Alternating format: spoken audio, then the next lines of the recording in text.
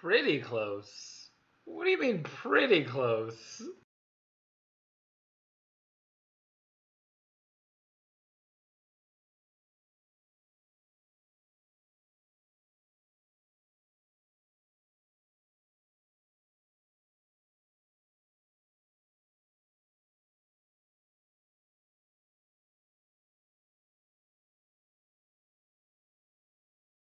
That's some bull. Thanks for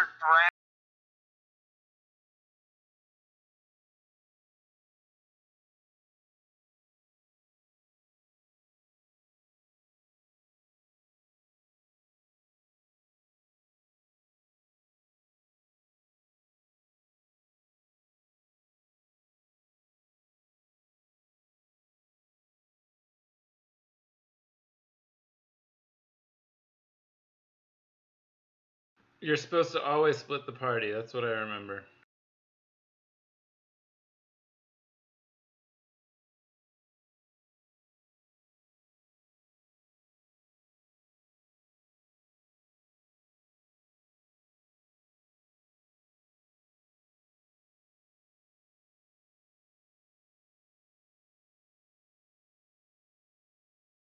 It's a very magical pizza.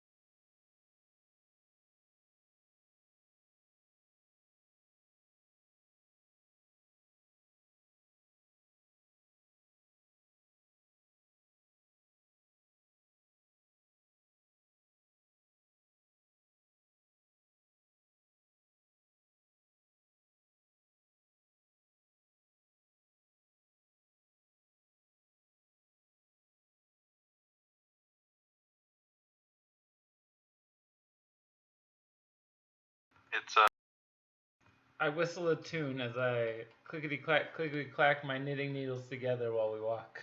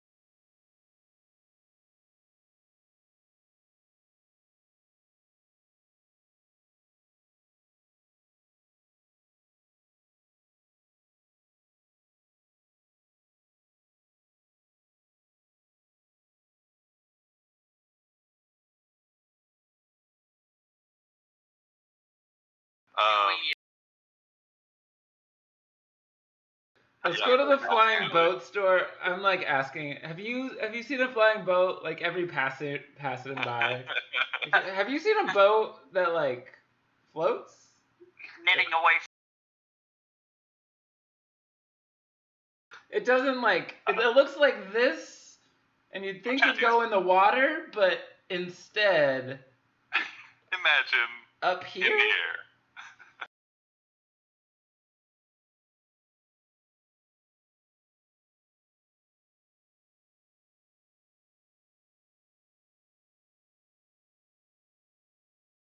I love it. Oh. We're going. It's just. You guys get to spend like.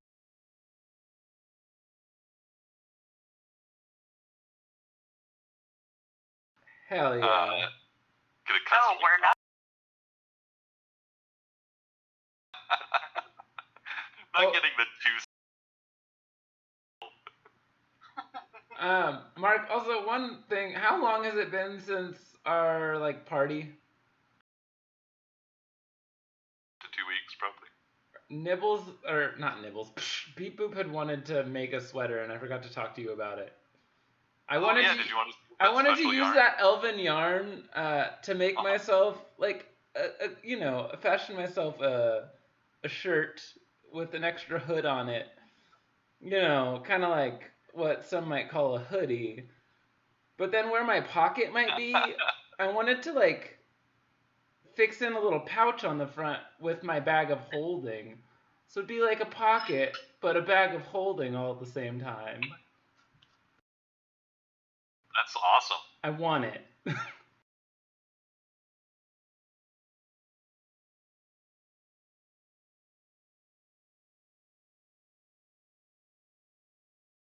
Perfect. The dude abides.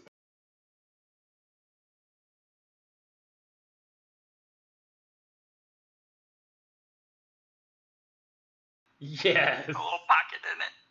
And a hood. It's gotta have a hood. Yep. Was I want to do that with what? Fire resistant yarn? Yes, my elven yarn.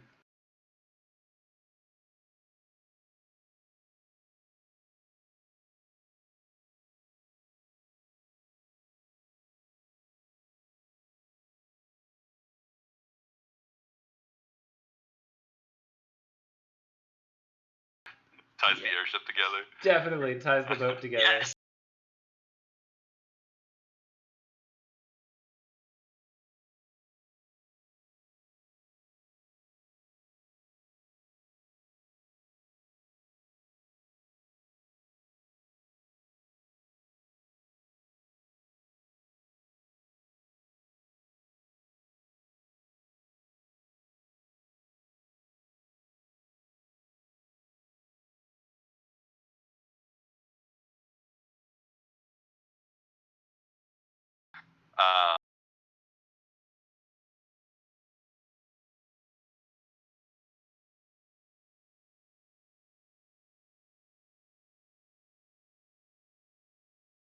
And I'll look at if that'll require a tune. But Okay. We'll figure that stuff out. I have plenty of attunement slots. We're good. 4 yet? I have 5, and I ignore class and race things, so I'm good. 5? I'm pretty sure. That's why I really want this belt.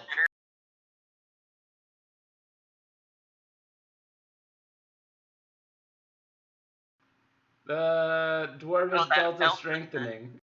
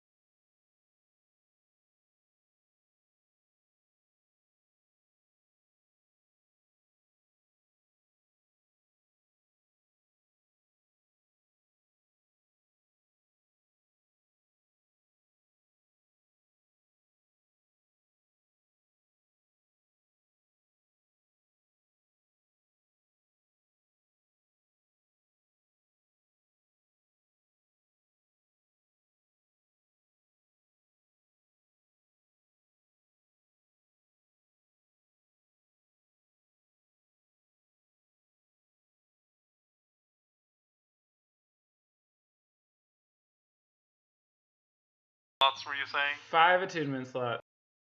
It's outrageous and amazing. It's great, and I ignore all class, race, and spell and level requirements when attuning to magic items.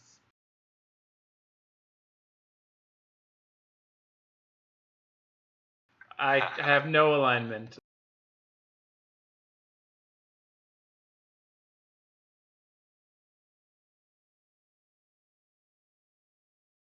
Hell yeah.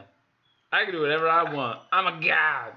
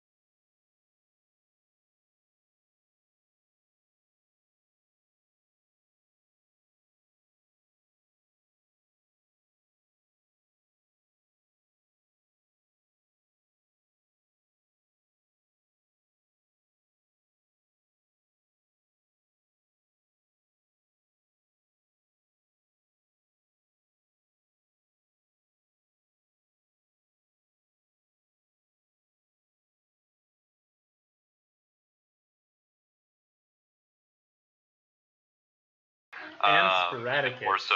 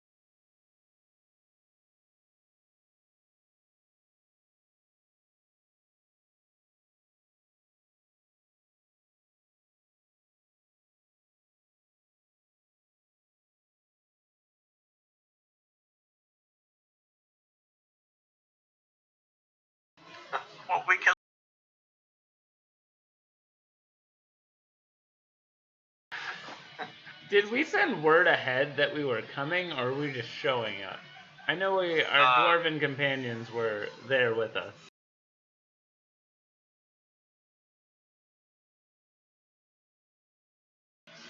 There's a spy in our midst. There's a spy. Everybody, there's a spy. Boats before pirates, bro.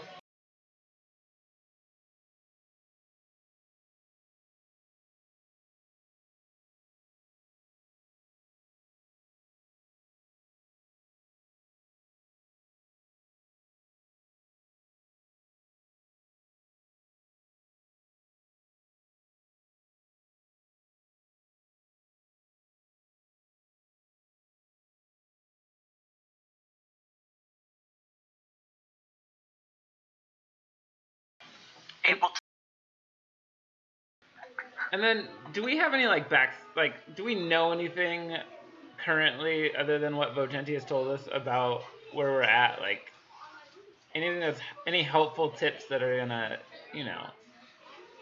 help us get to where we want to go?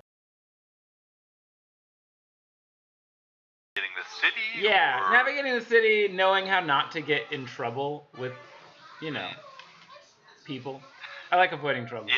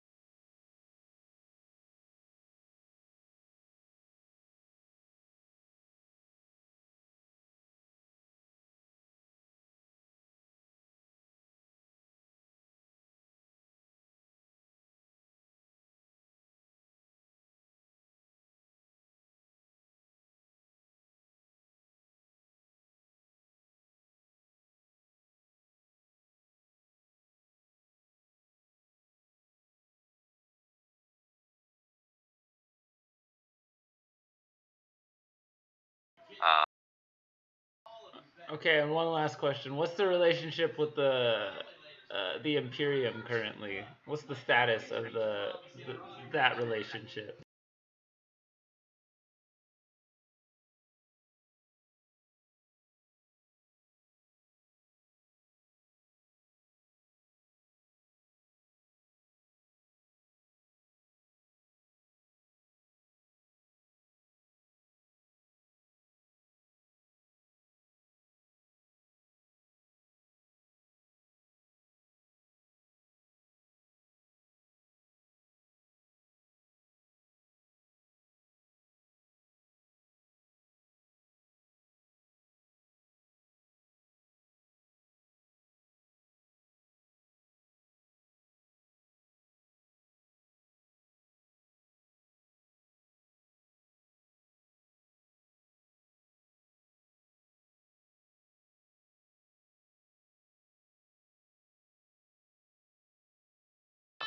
So they're for small government.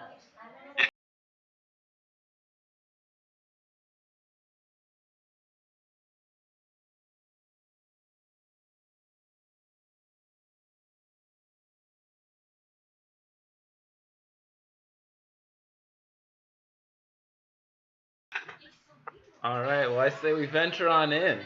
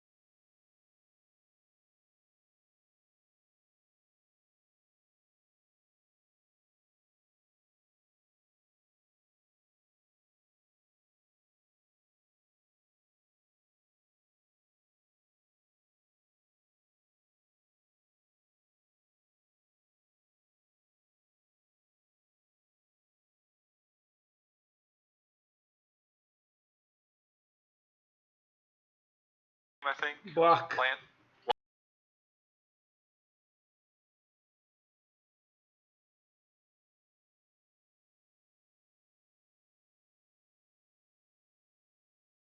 Oh man, good old block heading his way.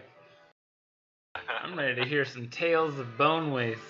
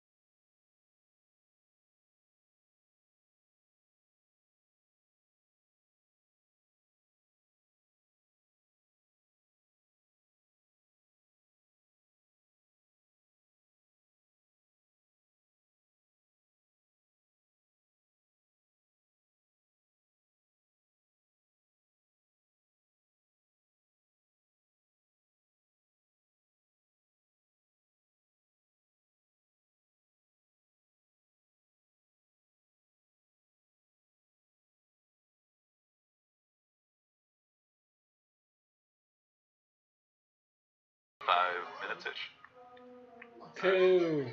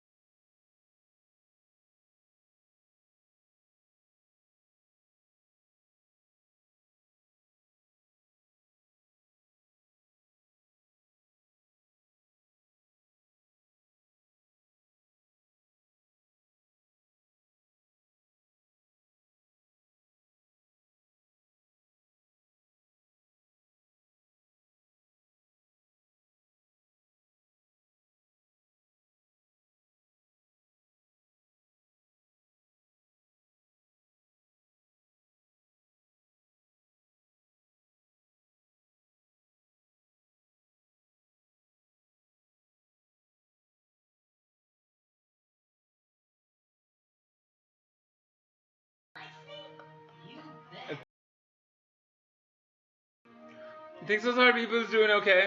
Um, the idea of this powerful.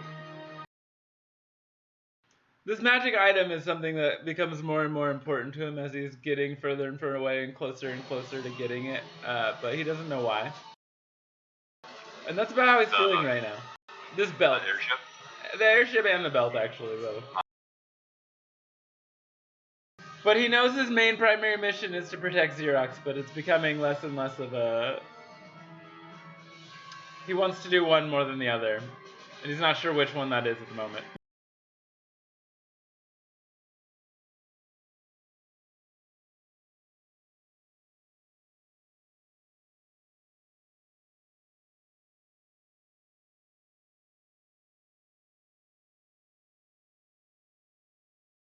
Xerox hasn't been close to death before.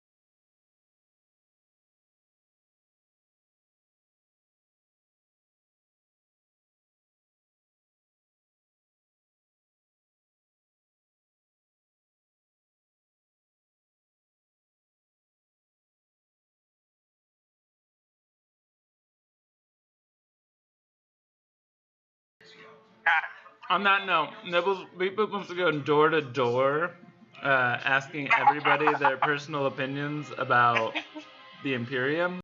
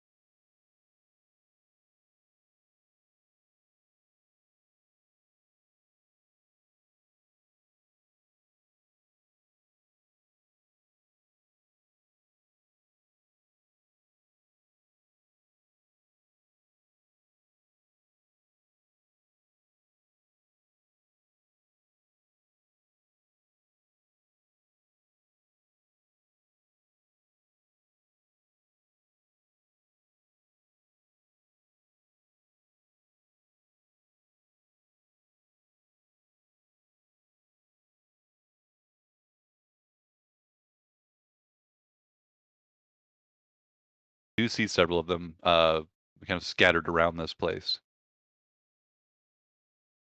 Not really knowing quite where to go in this area, you take the road that leads down into the caldera, as that's where Vocenti said this his contact would be. And it takes a little bit of time, kind of wandering around in there, asking for directions a few times. The dwarves kind of eye you curiously as you are kind of you see as you get deeper into kind of the center of this place. There are fewer and fewer kind of non-dwarves represented, and the three of you begin to draw more and more attention. But the dwarves that How you much interact with, attention? Are they like eyeing us? yeah, I mean, you get some looks, but like where the guards, throughout the city are at, various like gateways and stuff to different areas of the city, they're not impeding your traffic right now. But you are like getting some looks from people, just like kind of like looking at you, sizing you up, kind of like wondering perhaps what business you could have here. But there's nobody like about to arrest you or give you like any serious trouble. In fact, the dwarves that you stop and ask directions from are all, fairly curt, but they are polite. They don't expend a lot of words conversing with you, but they do provide directions and don't hassle you beyond that. Okay. I put on my dwarven belt, even though it's not working. Yeah, okay. Um, I'm really cool. gonna get some attention, huh? I want to see if anybody's interested. No, instead of putting it on normal, I like sling it across my shoulder like I'm a WWE fighter. Like I've won the heavyweight title of knitting. Your shoulder like a polo. Exactly.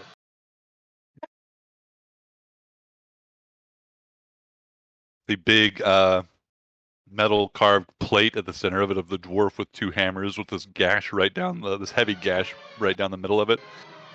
Just wearing that thing, slinging across your hoodie.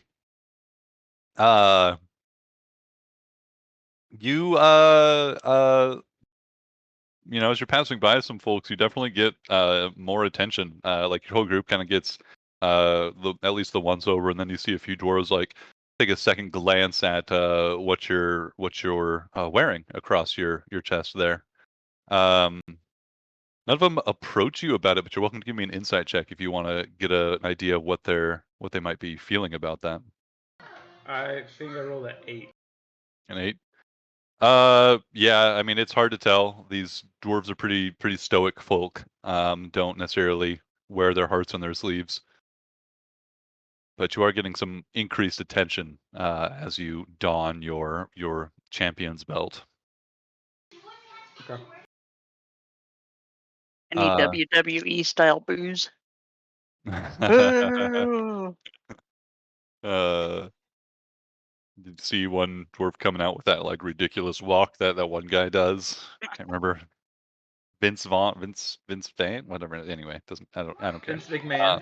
Vince McMahon, that's the one.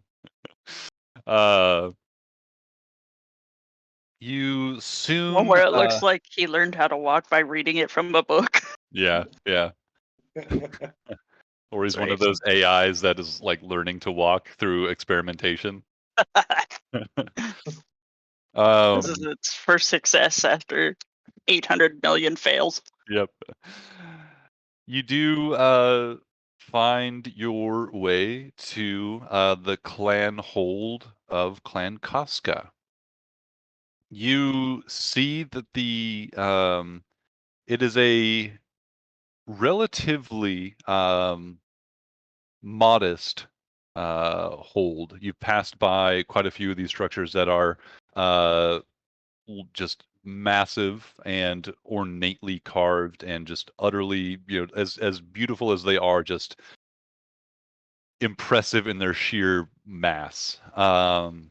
This one, the Costco hold, is of somewhat more modest size, and it is somewhat like unimposing as compared to some of these others. Ryan, what's that smirk on your face? Wipe that off your face right now. Talking about girth over here and mass. Impressive in its mass. Sorry. You find that there is not anybody immediately outside, but there are no, the grounds are not gated per se. You find that there's no nothing preventing you from just like going up to the entrance to this hold. Many of these dwarven holds you see are also like you would guess that many of them are have significant amounts of their structure beneath the ground as well. You see some of these, like the most modest of these that you saw like on the outskirts of the kind of this bottom of the caldera. Some of these were little more than like a cottage or a very large walk-in closet-sized building that would just presumably lead to more below. In fact, you like probably saw some dwarves entering some of these, and the door just opened up to a little landing and some stairs to something deeper. You venture inside the kind of like the like towards the building itself into the grounds that it is surrounded by, and as soon as you begin to, the door opens. A dwarven figure steps out of the house wearing some looks to be like a black uniform, and gives you a brief nod and says, "You have business with Clan Casca, yes?"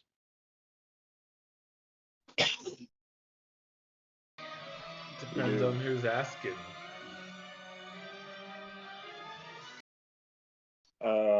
We seek Egan Casca. And your business with Egan. Is ours and his? We were sent by Botenti. We're told to expect such visitors. Your names? The big Zero. help gang.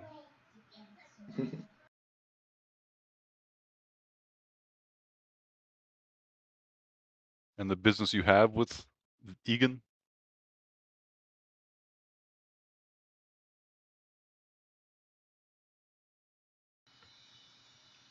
Well, there you went, and there you're back.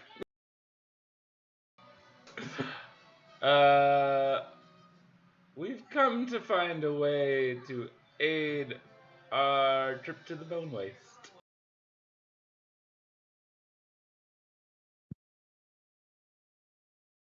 He nods again to you and says, "You may come. This is as we expected." They turn and lead you inside. The interior that you step into is a very large sort of like meeting hall. It's very comfortably appointed with like couches on either side, as well as like several tables laid out in this large hall where various people could get meet, discuss things, also take meals. There are a few like pitchers of water or wine or something along most of these tables, and inside you are told to wait by this black uniformed dwarf who then proceeds to stand there in the room, not making eye contact with any of you, but just stand there, just kind of in a kind of relaxed, at ease kind of position, just staring and not paying any of you any mind. Is there anybody else walking around? You don't see anybody else in the room. Beepu kind of adjusts his belt noisily and loudly over his shoulder, just like clanking it, trying to make a little more noise than anything.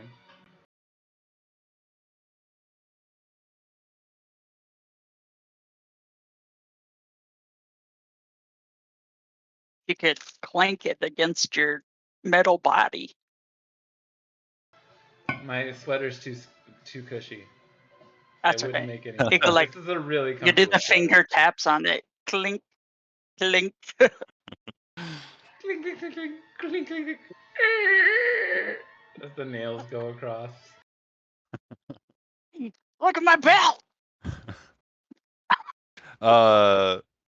As you do that, you do notice this dwarf's eyes flicker briefly from there, intentionally directed away from you, kind of positioned towards the belt. You can see it like they do it once, they like look very briefly, and then as if they couldn't resist another glance, they do it again, and then like kind of catch themselves and start looking forward again. You like my belt? It's a pretty cool belt, huh? As soon as you like address this person, you say, "May I ask where you've come by such an artifact?" You know, to tell you the truth, a zombie had it in his bag of holding. We found this far to the west, my friend, in Ketten.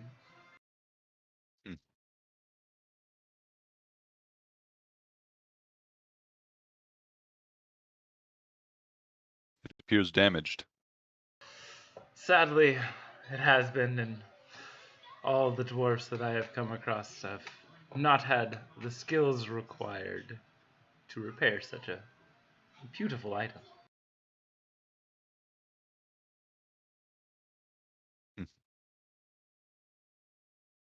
I would expect so.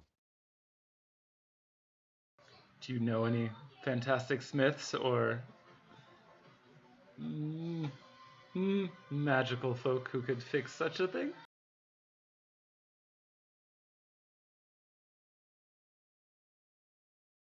The thing that the belt you possess is crafted by the Dowie beneath us long ago. Perhaps they could repair it for you.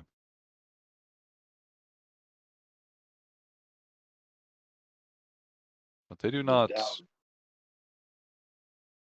They do not Like take beneath visitors. us, or like a different plane beneath us. You guys know that there are the dwarves that wear that armor, that live basically beneath Cragstone Hearth, that Okay. kind of keep to themselves. Likely those that he's referring to. Are these So is this from one of those ones that has the mask? Mm-hmm. Gotcha. Dowie below the tunnels that lead to the bone waste, or is this a different, same area? I've never been beneath the city into their dwellings. He looks at you all in the belt again and says, Perhaps you should speak with Egan first, and we may discuss this further then." Well, are you going to go get Egan? Egan will be joining us shortly. He looks at you all, having just been kind of like standing around and not really knowing what to do with yourselves, and he says, looks at you curiously, and "You have not asked for anything. Are you not weary from your travels?" I don't know if you noticed, but I'm a robot.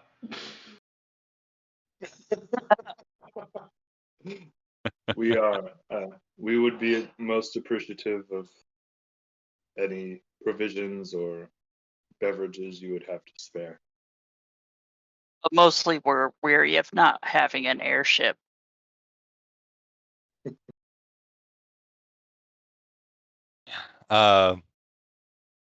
He says, "Should you need anything while you are in Cragstone Hearth, you would do well to request it.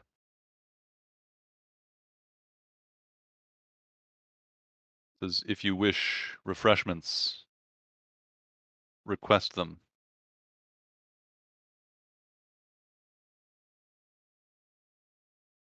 What's this guy's name? Sorry, I didn't catch your name. Says, I am Luteg Kaska. Casca. What's the Casca clan?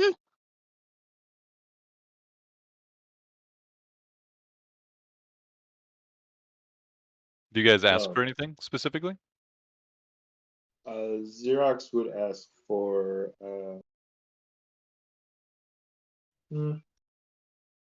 she'd ask for maybe all this walking's got her hungry, maybe some bit of food and perhaps some water.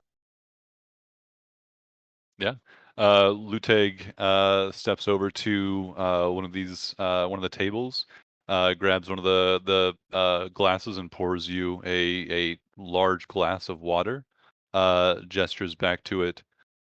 The gift is yours. You may take as much as you need. And then steps over to one of the doors in this chamber, and you can hear him speak Dwarvish for a moment. Do any of you speak Dwarvish, by the way? Oh, I do. Nice. You hear him say Balafra, and calls for what seems to be a specific proper noun that you don't recognize. Like that was obviously a name, but then he says Balafra, bring like this thing. He says like bring 4 vates. And within a minute, 4 platters of these like enormous, like it looks to be like some sort of mushroom that's been roasted on a stick and like seasoned and like oiled and buttered throughout. It's like this like glistening and steaming with heat. Comes out delivered by another dwarf, who sets it on the table without much of a word, and then retreats back through the door. Luteg says, "Please, this is Vate. Accept the gift. Have as much as you like." Much appreciated. You are most kind in your hospitality. Can I sense this guy's motive?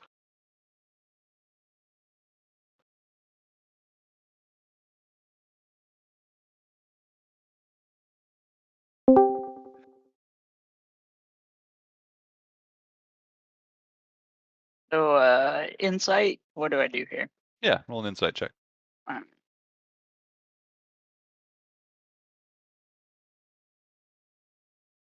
That is a 6. 6. These people are weird. Their customs are weird. Their food smells weird. This could be poison. You don't know. All right. I'll pretend to eat some. After seeing our friend get attacked by mushrooms, I don't know that I'm super interested in eating them. But again, I can't eat them. Xerox will slice off a piece and give it a nice smell. Would she smell anything that might be cause for an alarm? Yeah, and make that do an investigation or a survival check, I think. Come on, con lady, just bite it.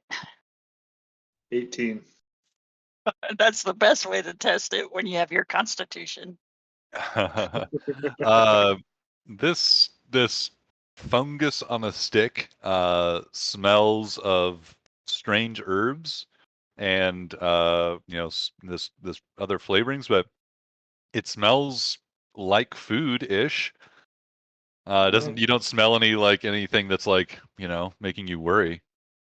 All right. Xerox will go ahead and eat the offered food then.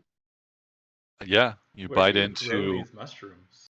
You bite into a thick, juicy, very meaty sort of fungus that is just full of a variety of flavors, as well as like this delicious char on the outside from where it's been roasted. It is delicious. and really quite satisfying or like filling as well. Xerox will probably grab more, and is there any furniture in the room? Yeah, yeah, Outside yeah. of the table? Yeah, there are a number of there. This is like a pretty large room, and there are like 2 tables here, with like probably 8 chairs each, and a few like pitchers and waters on them, and then there are also like a few couches and sofas on the kind of walls around, and there are a few like that are set aside to kind of make a little space for people to sit and look at each other.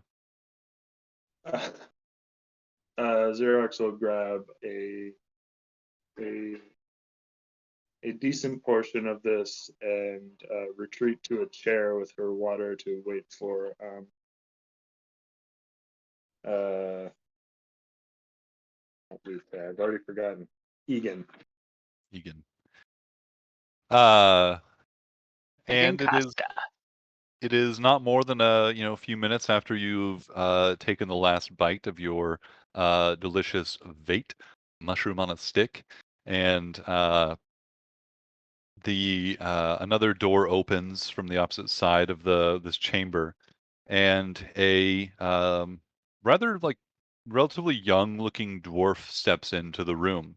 They're wearing what appears to be some like a light like mithril chain shirt beneath some fine clothes. Although much of the kind of style of many of the dwarves in this place is far less ostentatious than you would find in like the elves. Like when you've recently visited the wheels where Legnus and the other elves nearby Ketten were just full of like brightly festooned wagons and such. The dwarves here are much more simply dressed, even though there is definite amounts of quality and craftsmanship that you can see in the clothing. But this dwarf steps in and looks to Luteg, who gives them just a nod, and then kind of moves back to an even more like just like a corner of the room, like basically like putting themselves out of the conversation, but just like removing themselves, but not leaving, just like going to the corner of the room and then just like standing there instead. Uh, this dwarf, as they step into the room, says, "Greetings, I'm Egan. My friend Vocenti told me to expect you. Glad you've arrived safely, and none too soon. Seems our interests align, and perhaps we do not have much time to waste." We can appreciate man of action. Pleased to meet your acquaintance, Xerox. And these are my friends in the big help gang, Noose and Beep. Pleasure of your acquaintance is mine. Beep beep beep beep beep beep beep beep beep. How are those two dwarves like dressed in relation to each other? The one that's now uh, kind of put themselves in the corner is just in like a simple like black suit that Mhm. looks finely made, but it's very much like designed to not draw attention to this person. Like they're like you get the impression that they're meant to just be like not the focus of whatever situation they're in, given their dress. Meanwhile, the Egan appears to be wearing a little bit more interesting and flattering clothing over his chain, his like mithril chain, and also is wearing has like a hammer on his at his hip, and seems to be dressed a little bit more finely.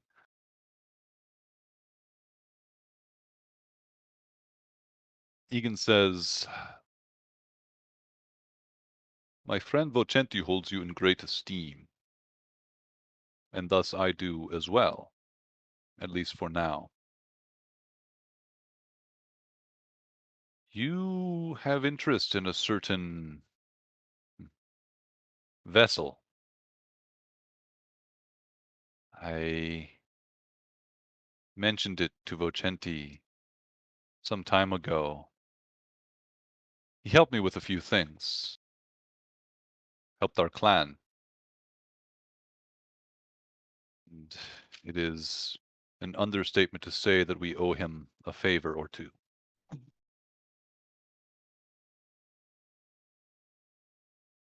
We're pleased to be of service, but so whereabouts is this vessel that you two are seeking to? I have no interest in the vessel itself. It is held at the depot in the mountains above. It is held by a rival clan that Vocenti helped me deal a mortal blow to. One that held its boot on my family's neck for far too long. Clan Grutnik still possesses this depot.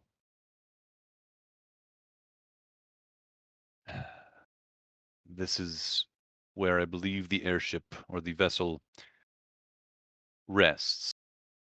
It is not, as I said, of particular interest to us. But you wish to deprive them of something they value. Not only that, the depot and all its contents are now rightfully the property of my clan, of Casca.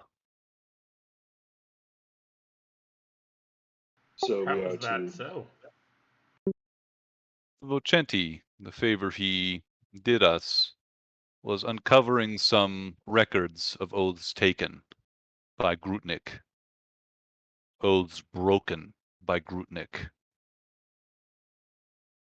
Their clan was punished, and stewardship of their property has fallen to us.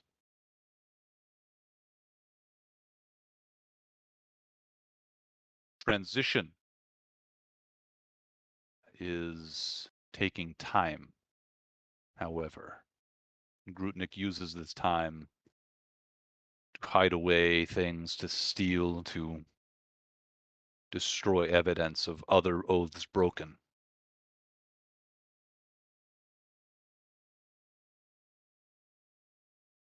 If you can deal with any guards at the depot and get me and my people access, the vessel is yours. Rutnik, I believe, or I have heard reports, intends on selling it. The party's unknown. I suggest we make haste to arrive before that transaction occurs.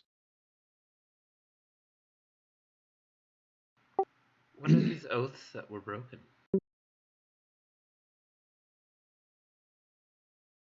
Rutnik, for many centuries, held great power and esteem, held stewardship of a great many things. Their clan took oaths with ours, with Casca, to grant them certain boons and standing in return for service. Casca did our service dutifully for many hundreds of years before tragedy struck. We had been tasked with overseeing an outpost far from here.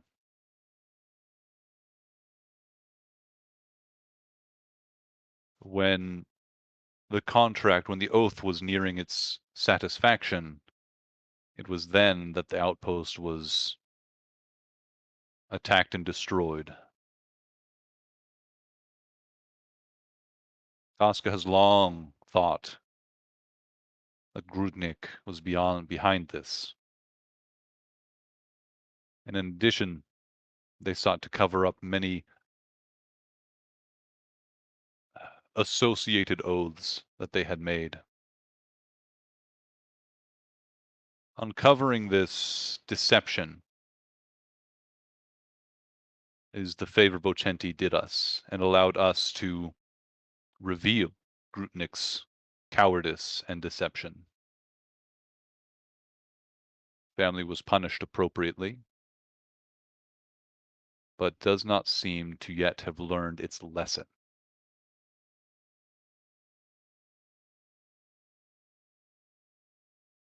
Can I look to Vocenti as to any sign as if he's telling the truth or not?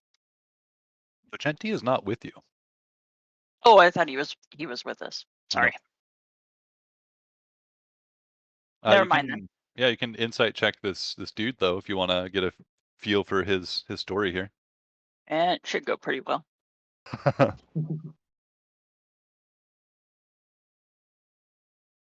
Let's see what we get this time. Oh, a big old 6 again. Nice. Yeah, these people are weird, man. Yeah.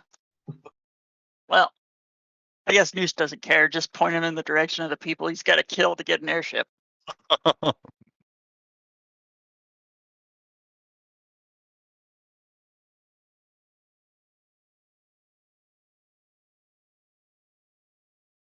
We clearly sent our best diplomats on this trip.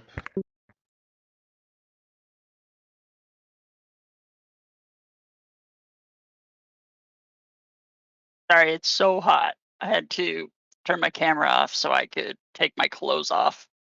Fair, yeah. It's all understandable. My air conditioning is out, and it's 85, it says on my computer.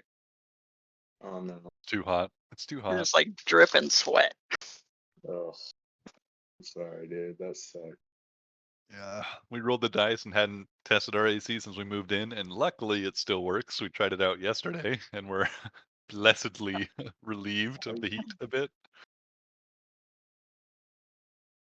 I was going to get a little portable unit for my room because I just have this little wall unit that only does one room. Mm-hmm. And then I forgot I have to pay rent this month too. Every month? What? I know. I have to pay for the place to live before I can pay to cool it.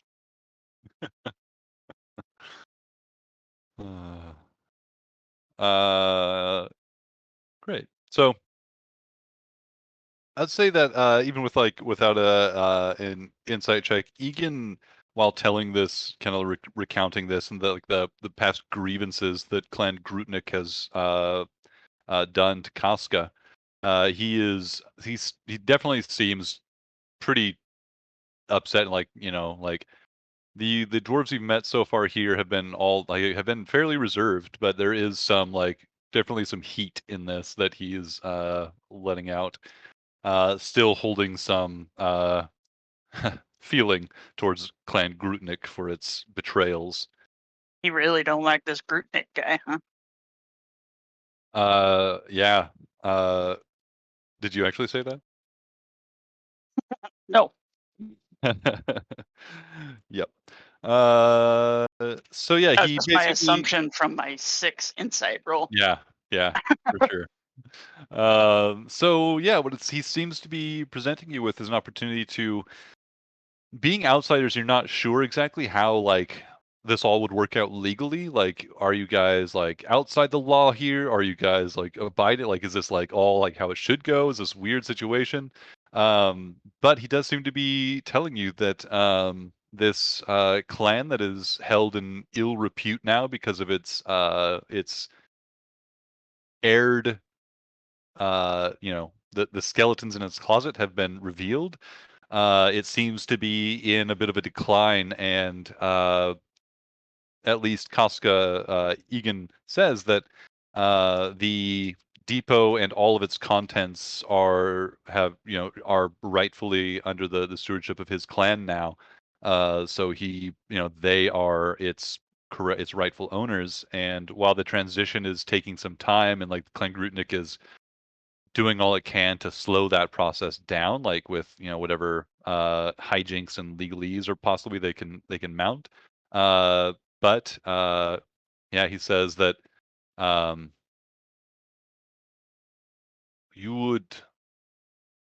would take oaths with you if you accept this. and we will venture forth to the depot, see to handing it over to my people and the removal of Clan Grutnik's forces. And once that is accomplished, the vessel inside that we have spoken of will be yours. We will take no claim to it, and in fact, Grutnik has not appropriately claimed and recognized it legally. So, truthfully, it, as far as the dwarves of Cragstone Hearth are concerned, may not even exist.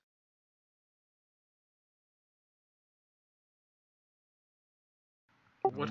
Knowing what I know, I now know that of their intentions to sell the vessel, it is no wonder they kept it off the books. Sell it to whom? If you're putting your oath behind it, I see no reason to not take up with you. Who do we know who they plan to sell Are you this muted, boat Joel? to? I might be. I don't know. Hold on.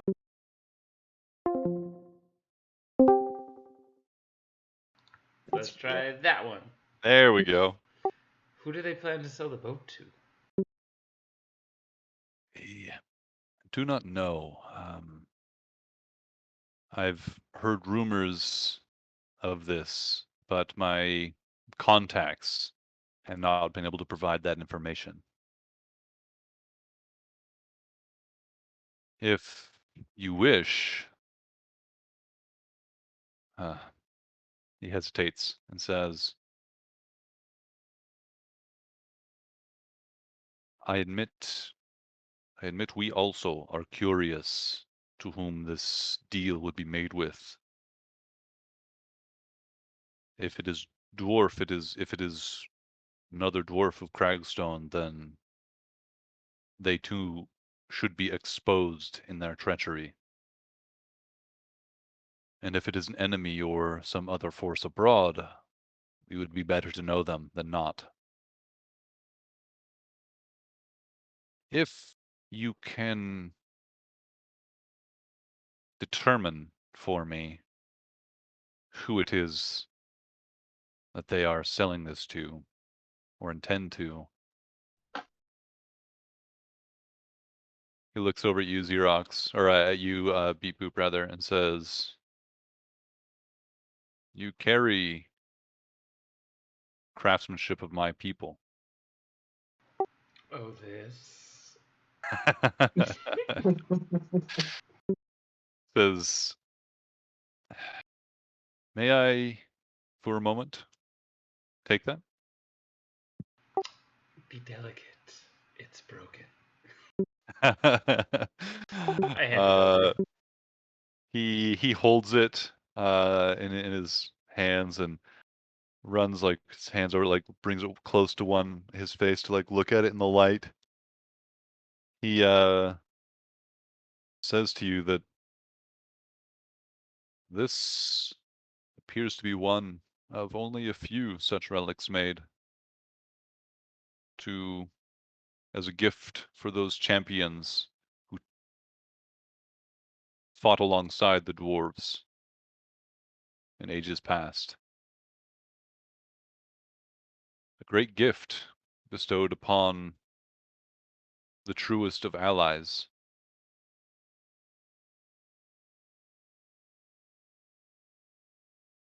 If you see this through for me, I'll see what I can do to repair this for you. Beep Boop is considered sold, my friend. Which way to the airship? What forces could we expect from these Grutnik? What was that?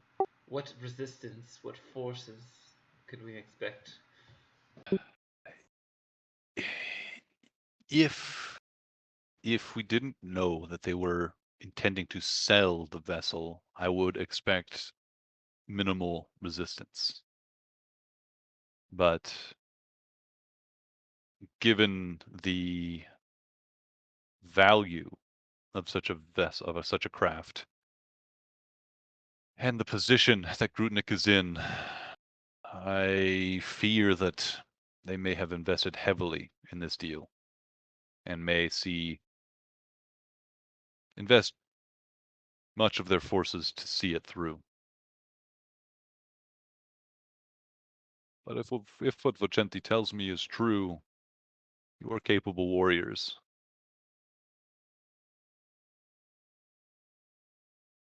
Xerox kind of says, some would say that. Watch what happens when he says the word Nathrak. Nothing now. Oh shit, I forgot about that. Why is it that One tiny little tear falls from his eyes, bursts into flames.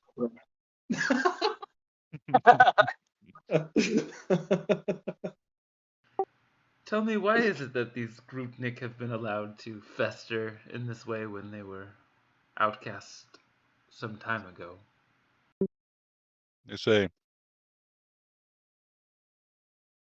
their clan was punished for their crimes, and their stewardships taken from them. They are, or will be, a shadow of themselves. Notice he's pretty vague on the crimes there. Noose is still going in amoral. Just who do I gotta kill? I suggest we sneak in and slit their throats while they're asleep.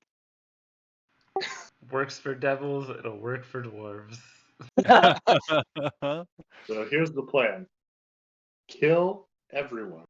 There we go. Take ship. Egan says, if great harm falls upon Grutnik, and you are not in possession of evidence of further betrayal and breaking of oaths, you may suffer consequences that I am unable to shield you from.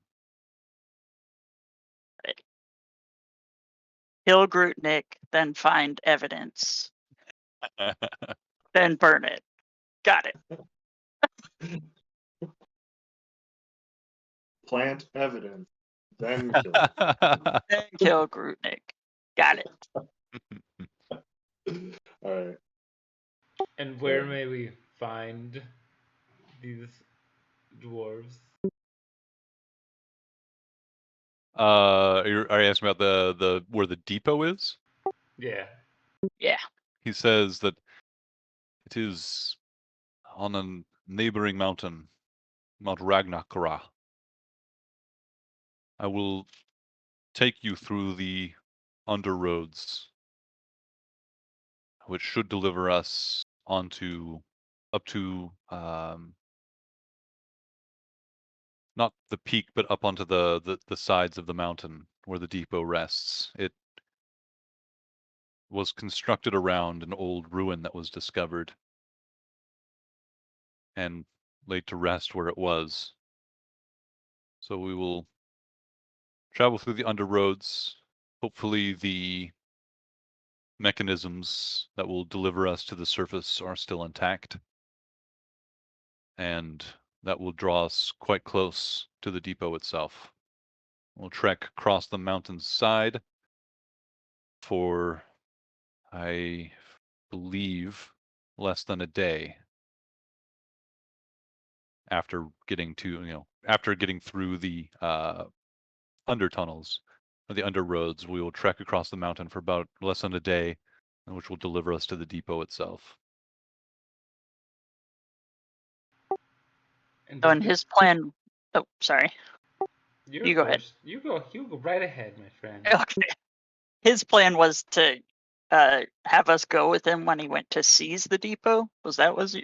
Basically, he's going to use this opportunity and your interest in the airship as and your muscle as forced to seize this depot that is he claims is rightfully in this under stewardship of his clan, and the Grutniks are just intentionally slowing the process down and finding ways to delay transition of some of these buildings and ownerships of properties and stuff.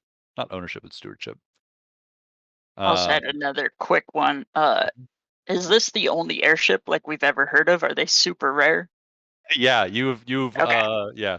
I just didn't know if they were like, like every kingdom had one or something. Yeah, it's like there are stories that like the old days before the collapse of divine civilization on the planet, that there were like crazy things like airships and stuff, but nobody's figured out how to make one since then, and there's just they're not around.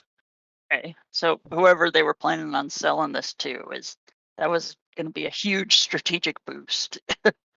Potentially, yeah, it's definitely. My guess is the Imperium. No. They would Not never. And did the Grutnik also have a hold? That's the case. in We really Cragstone? need to get it. Sorry. Their hold in Cragstone Hearth has been seized, and they've lost. They don't have like they effectively. Egan says that Grutnik no longer has rights within the city of Cragstone. They have no hold here anymore. All the more reason for them to cling to whatever vestiges of power they have outside of this place.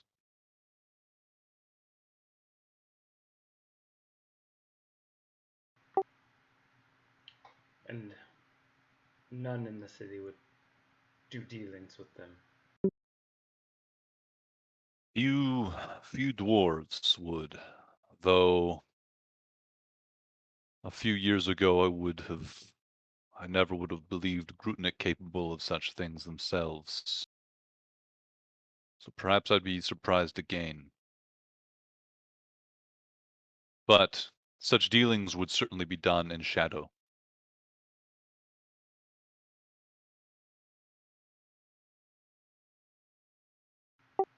He says,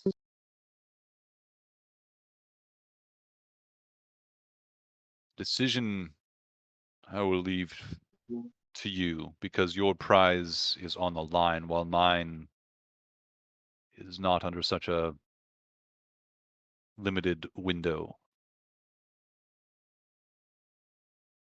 The Grutnik, my contacts suggest that the Grutnik clan is set to have a meeting tonight. Perhaps I could set you on a path to find this meeting and discover something more about this sale. That may cost us time on the journey, it may set us back, and if you don't find any useful information, we will have gained nothing and cost ourselves time. So we can leave sooner, or if you'd like, you can try and discover more about this, who they may be in dealings with. I think we should go with that.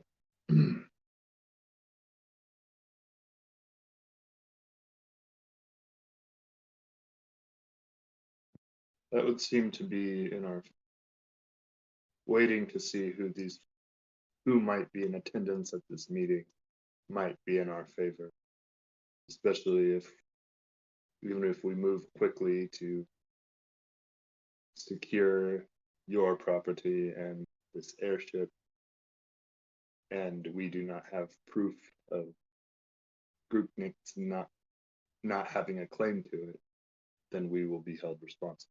So it seems prudent. That is of no concern. The depot and its contents are already in the rightful property of my clan. We take it, it is ours. You will not be punished for assisting us in this.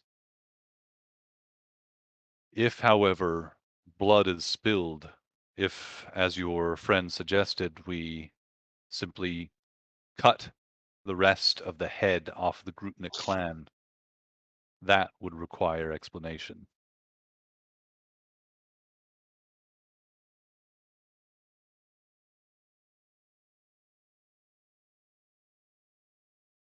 Do we kill or do we not kill?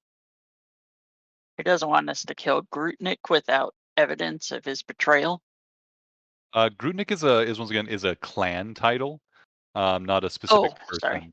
No, you're fine. So when he's talking about like Clan Grutnik, he's talking about like if you guys wanted to like go and just like start killing these guys and then finding evidence and stuff, you would better hope you find evidence. Otherwise, you might be on the firing squad.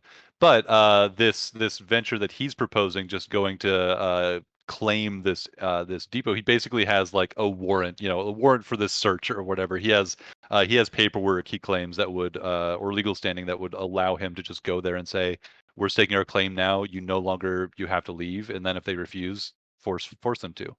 Oh, okay. But like just going and like killing the remaining clan leaders of Clan Grutnik would definitely raise some eyebrows legally, and you would definitely have to have some good reasoning for why you did that. Some extra legal executions. Yeah. I think Noose is used to executing people and then never going to the city again. Not having to worry about the consequences. He's lived a long life of a murder hobo. Where it pays the bills, right? Don't judge We're me. taking a ship. What was that? We're taking a ship. I mean, these are rare vessels. What are they going to do? Follow us? Let's burn this city to the ground. Yeah. Sword is flying away from a burning crater. Noose is mooning it. Brindy, about Cragstone Heart. Yeah, I don't know what happened. Jeez. Did you know that they made it on a volcano? Yeah. This was gonna happen sooner or later. You all saw it.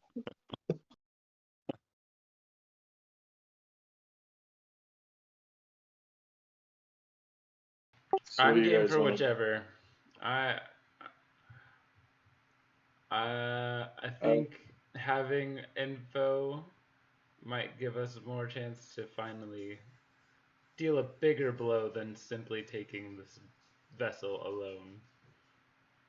And I'm really interested in who they want to sell it to, because I like finding new enemies. But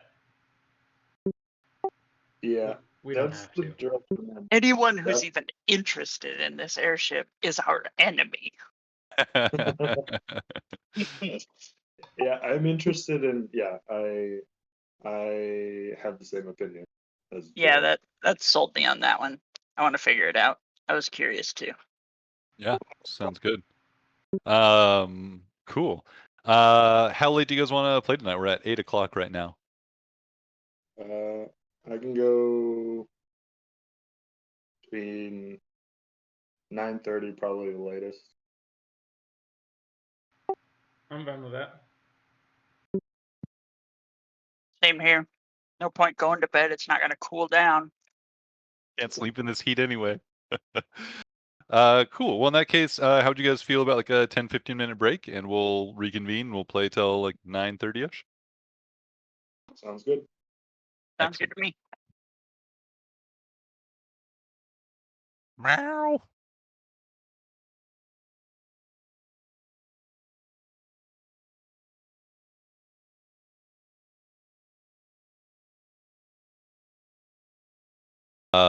A long chamber. There's a single torch set in a wall, maybe like 20-30 feet away from you, emitting